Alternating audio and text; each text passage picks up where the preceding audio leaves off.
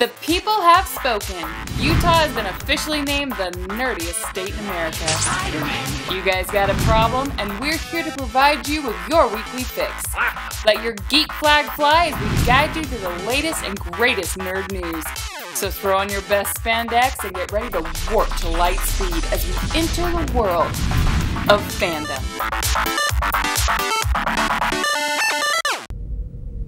On screen.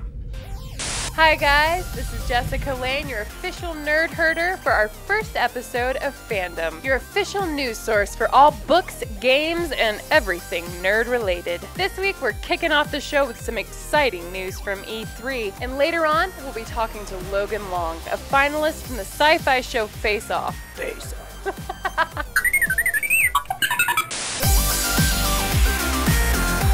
This week Microsoft announced they will soon be offering backwards compatibility. While we weren't sure it was possible, today I'm pleased to announce Xbox One backward compatibility. That's right, you will soon be able to play your favorite Xbox 360 games on your Xbox One console.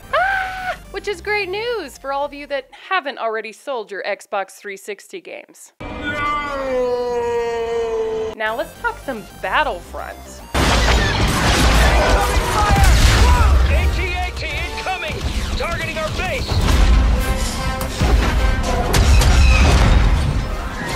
EA officially released its gameplay trailer to the much anticipated Battlefront. Everything, including the graphics, general gameplay, and just the Star Warsiness of it all, is nothing short of spectacular. Yes! Walk her down! After years and years of waiting, Battlefront fans finally get the game they've been waiting for. Take that, Stormtroopers! Push them back!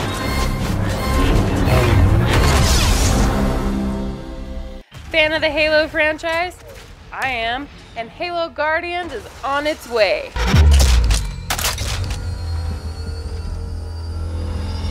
Microsoft really turned some heads this year when they allowed their beloved fans to become a part of the Halo experience.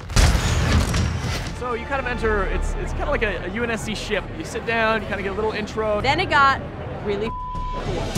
Walking through a hallway and seeing an actual waypoint just right there in front of me. Immersing players right into the game with their new HoloLens technology. So then you keep going, and now you're in a room.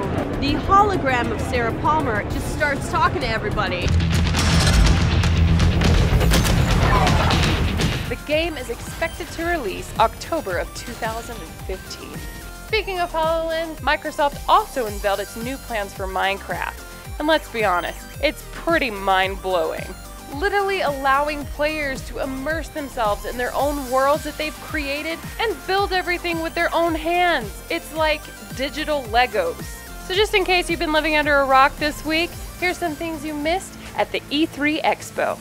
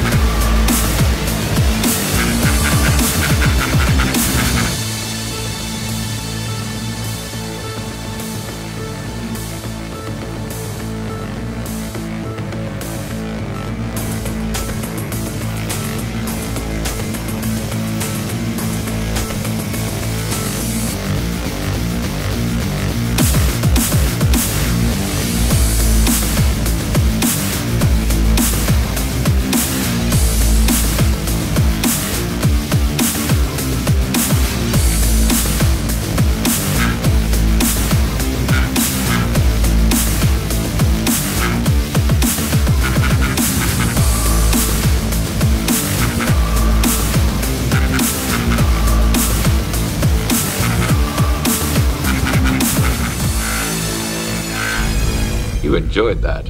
You're damned right.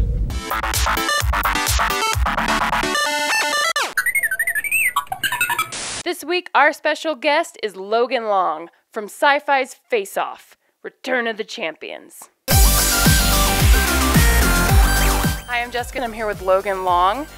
He is one of the finalists from Face Off Season 8, Return of the Champions. How are you doing today, Logan? Good, how are you? Fantastic. I've spent 10 years in the Air National Guard in California. I come from 3 generations of military fighter pilots, but I've always had a passion for the effects world. And I really feel like I need to give myself the opportunity to pursue it and get paid to do it.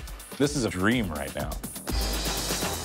So, how long have you been doing special effects makeup? Couple decades? No. Actually, truth is only a couple of years, but I've always had a knack for art, I think. What was the first project that you did that kind of made you say, all right, this is what I want to do? Actually, I've got it right here. It was a mask that I made in 2009. Myself and 3 friends set out to make Halloween masks just to see if we could. It looks pretty awesome, and especially when you look at what's happened since then. So I was gonna ask you, what is your dream project? If you could work on any film, any franchise, even something new, like what would your dream project be? Timing of that question is convenient because Alien 5 is supposed to be in pre-production right now, and Neil Blomkamp, if you need help, or the fellas over at ADI, I'm available. This is your guy. Right here. On the show, once you would get your theme, you guys wouldn't have a lot of time. You'd have a couple of days to get a project done. From the time you got your theme until, obviously, the finished product, what was your process? Immediately after giving us the criteria, we'd have 30 minutes to conceptualize, which didn't work for me. I just played the part. I drew what I could come up with in that 30 minutes, but almost every single time it was in the van ride back to the studio that I came up with my idea. Okay, so Race was your coach this season, and I was wondering, what did he do for you coaching-wise that helped you grow as an artist? Race especially, I thought, was an incredibly good coach. He likes to pontificate and get really into the weeds philosophically almost on color theory, and he'll cock his head sideways and squint. That's the Race look. If anybody knows Race, it's like this. What was the backstory of the voodoo doll? The character as a kid was tortured with a voodoo doll. Right. And tortured so much so that by the time he grew to adulthood, he started to take on the form of the voodoo doll. Right. And actually sort of become the voodoo doll. And that's why you see these little disgusting flaps of flesh that he's trying to prevent it. Of course, we must talk about the troll. That actually brings up your previous question about process. I had a big backstory to that troll that the judges didn't care to hear. And it would have explained away some of their big criticisms of maybe the way the flesh looked. I'm sorry, it's time. We're gonna talk about Slayer. Slayer. Logan, I can't wait to hear the backstory, but all in your superhero voice, please. My name is Slayer. So this was my challenge, and all of our challenge was to come up with a superhero that was unique, which, if you really think about it, that's hard to do. Yes. In some way or another, most of the characters with most personalities have been done. And most characters have been done twice, once by Marvel and once by DC by different names. Yeah. Slightly different attitudes and histories. So I thought, rather than try to come up with something within this century, go into a different period of time. I more or less created Batman, a dragon Batman, but I'm cool with that. And I think when you take a character and you put him in a different time period, he deals with other problems. The winner of tonight's challenge is Logan. Well, it is sort of a love-hate relationship with having the show over, by the way. High from the finale and then just a crash afterwards. All right, well, thank you so much for hanging out with us today. It was a pleasure to get to meet you and see your work. I'm a huge fan. Yeah, the season of Face Off was awesome. Awful. This was awful. Okay. Next up, Jared Seach with our movie review of the week. It's Seach Week, not Shark Week. Wait, when is Shark Week? Hey guys, what's going on? This is Jared Seach with Fandom coming at you with an official movie review. Our first review takes place 75 million years ago.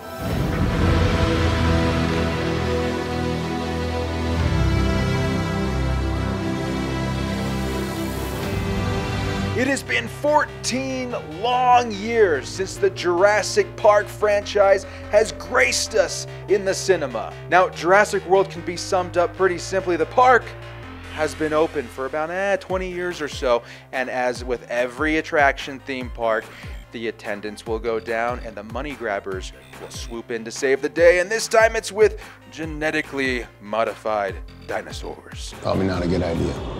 Life, finds a way. So obviously that means the hungry I-Rex is inevitably gonna break out. We have an asset out of containment. And eat everyone. Now let's move on forward to my likes and dislikes. First like of Jurassic World. There is no shortage of dinosaurs. Dinosaurs in petting zoos, dinosaurs in cages, dinosaurs getting fed, dinosaurs swooping up from the ocean and eating freaking sharks. I, for one, am super excited to see the Mosasaur. Jurassic World like number 2. There is plenty of dinosaur action. And my third like of Jurassic World, which is so epic it deserves its own like, is freaking Chris Pratt riding the motorcycle with the raptors beside him going after the I-Rex. Ah! It doesn't get any cooler than that. Okay. Now we gotta get to the dislike. My first dislike of Jurassic World is this overabundance of CGI. What made the first Jurassic Park film truly special was the mastery of Stan Winston and his puppets and props and integrating them into the newly developed CGI, using CGI as a tool rather than the main course of the film.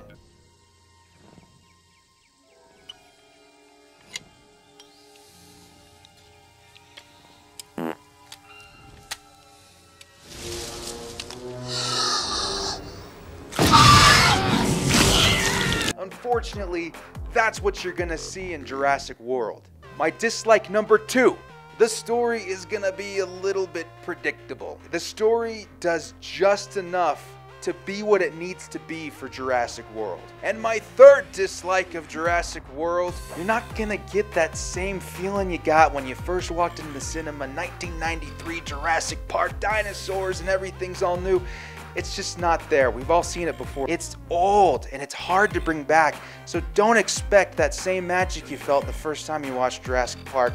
It's not gonna happen. On its own, Jurassic World, excellent film. In the end, I'm gonna have to give Jurassic World a 3.5 out of 5. Definitely worth the price of admission, even 3D and IMAX. As always, if you like what you see, go ahead and comment and like below. Let us know what you thought. I'm Jared Seach with Fandom. I'm out.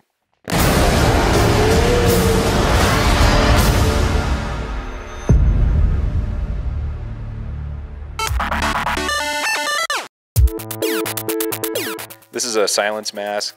I actually made 2 of these for Dan Farr's first Comic-Con. I don't know if you recognize it, but it's from Doctor Who. This one is Tickle Me Elmo. It's obviously Predator. Yep, Koba's teeth are falling out, but he was experimented on, so that's okay. And this is a mask that I call Incubus. It was made for a local crew. I don't know if you know them, the Brute Squad. That's the Mohican Demon. I don't know. Some of these were just, I just did them for fun. The troll above it, that was actually one of my audition videos for Face Off. It's half foam latex on the bottom, so the jaw articulates. This was also from one of my auditions. I took it out to LA with me, but it was a Krampus character, a cyborg Krampus. Hey, books are awesome. They're making a comeback. So Daniel's gonna tell us which ones are the most awesome. This is Daniel once again at Gamers Inn. Today we're talking about the book Twisted by Michael Brent Collings. Now this is a very scary book. It centers around the Douglas family. They just recently purchased a home and some dark and mysterious things start happening. The main villain or ghost of this is a ghost that used to take pictures of children back in the 1800s those post-mortem pictures of children, and starts to come alive back and starts haunting the family and taking them down. Now this is such a creepy roller coaster ride of a book that I literally could not walk around my home at night without the lights on. It scared the bejeebus out of me. This is a great book. If you love horror, if you love a fast action pace, this is the book for you.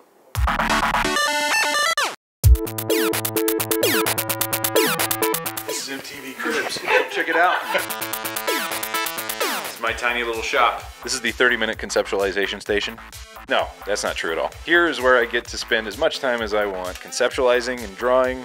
This was our version of Slender Man.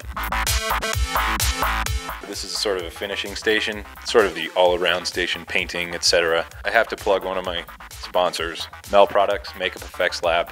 These guys have hooked me up with a lot of cool stuff. My foam latex oven. I found it at the surplus store. It's an old incubator for a science lab. And that was Bela Lugosi at one point. Alright guys, well that wraps up our very first episode of Fandom. Join us next week where we're going to be talking about FilmQuest, Utah's very own film festival. See you later, geeks.